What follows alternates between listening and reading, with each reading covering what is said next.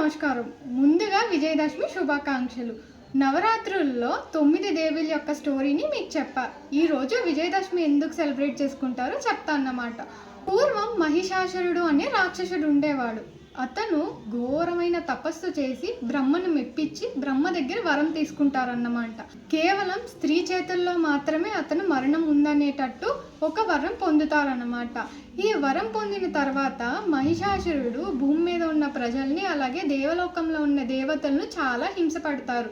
అప్పుడు దేవతలందరూ కలిసి త్రిమూర్తుల దగ్గరికి వెళ్ళి, అదేనండి మన బ్రహ్మ విష్ణు మహేశ్వరుల దగ్గరికి వెళ్ళి తమ మొరను చెప్పుకుంటారు. బ్రహ్మ విష్ణు మహేశ్వరులు తమ శక్తినంతా కలిపి ఒక ఏకశక్తిగా చేసి దుర్గాదేవిని మనకి ప్రసాదిస్తారన్నమాట. అప్పుడు దుర్గాదేవి 9 రోజులు 9 రాత్రులు ఆ మహిషాసురుడితో యుద్ధం చేసి వధిస్తాదన్నమాట. 10వ రోజున విజయదశమి జరుపుకుంటామన్నమాట. అలాగే రామాయణంలో రాముడు దశకంఠుణ్ణి వధించి తన సీతాదేవిని తిరిగి తెస్తారన్నమాట. ఆ సందర్భంలో కూడా దసరాని జరుపుకుంటామన్నమాట. ఇది దసరా యొక్క స్టోరీ అన్నమాట. అందరికీ మరొక్కసారి దసరా శుభాకాంక్షలు. అలాగే మీ మిస్ లిటిల్ ల్యాంప్ ఛానల్ని లైక్, షేర్, సబ్స్క్రైబ్ చేసుకోవడం అసలు మర్చిపోవద్దు. Thank you for watching. జై దుర్గమ్మ.